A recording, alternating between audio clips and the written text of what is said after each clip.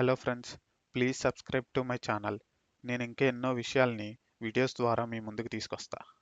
పేద, ధనిక అని తేడా లేకుండా ఆకలని తన ఇంటి ముందుకు వస్తే కడుపు నిండా అన్నం పెట్టి పంపించేది. తన జీవితం మొత్తం ఎంతోమంది ఆకలి తీర్చి కలియుగంలో పుట్టిన అన్నపూర్ణాదేవి అయింది. ఆమె ఇంకెవరో కాదు, డొక్కా సీతమ్మ.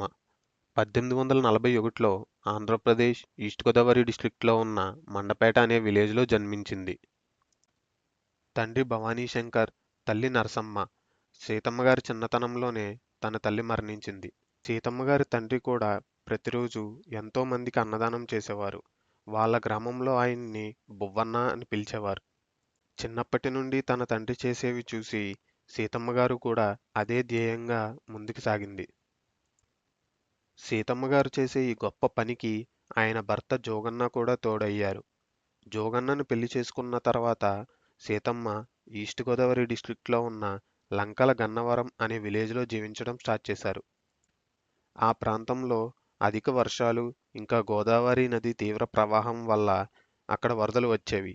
అలాంటి సమయంలో ఎంతోమంది బాధితులకు కడుపు నింపింది. ఆమె జీవితంలో ఎన్నో సంఘటనలు జరిగాయి.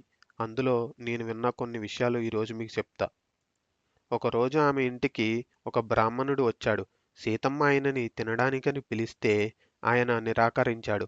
ఎందుకు అని అడిగితే ఆ బ్రాహ్మణుడు, నాకు పెళ్లి కుదిరింది, కానీ పెళ్లి కూతురికి ఇవ్వడానికి నా దగ్గర ఏ బంగారు ఆభరణము లేదు అని చెబితే సీతమ్మ గారు ఆమె మెడలో ఉన్న ఒక్కగాని ఒక్క గొలుసు కూడా ఇవ్వడానికి సిద్ధమైంది. అప్పుడు ఆమె భర్త జోగన్న అడ్డుపడ్డా తీసి ఆ బ్రాహ్మణుడికి ఇచ్చేసింది. ఆ బ్రాహ్మణుడు ఆ బంగారపు గొలుసు తీసుకొని తను తినే అరిటాకు కింద అది పెట్టుకుని భోజనం చేశాడు. చేసి వెళ్తుండగా ఆ బంగారపు గొలుసు మర్చిపోయాడు. అది చూసిన సీతమ్మ అది తీసుకొని ఇవ్వడానికని బయటికి వెళ్ళి చూస్తే అక్కడ ఆ బ్రాహ్మణుడు కనిపించలేదు. ఆ రోజు రాత్రి ఆమె కలలోకి దేవుడు వచ్చి, బ్రాహ్మణ రూపంలో వచ్చింది నేనే, నీ చేతి వంట తినాలని వచ్చాను. నువ్వు చేసిన ఈ గొప్ప పనికి నువ్వు బోళ్ళంత ఐశ్వర్యం పొందుతావని చెప్పాడు. ఆ తర్వాత రోజు లేవగానే సీతమ్మ ఈ విషయం తన భర్త జోగన్నకి చెప్పింది. కానీ జోగన్న ఏమాత్రం నమ్మలేదు. ప్రతిరోజులాగానే జోగన్న పొలం వెళ్ళి నేల దున్నగా అక్కడ బంగారంతో నిండి ఉన్న ఒక కుండ దొరికింది. ఇలాంటి ఎన్నో విషయాలు తన జీవితంలో జరిగాయి.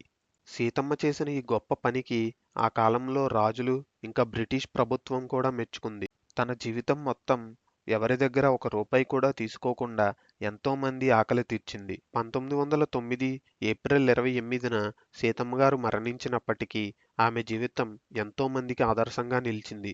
1959లో మిర్తిపాటి సీతారామాచార్యులు డొక్కా సీతమ్మ జీవితం ఆధారంగా వీరతన్నాదాత్రి శ్రీమతి డొక్కా సీతమ్మ అనే పేరుతో ఒక బుక్ కూడా రాశారు.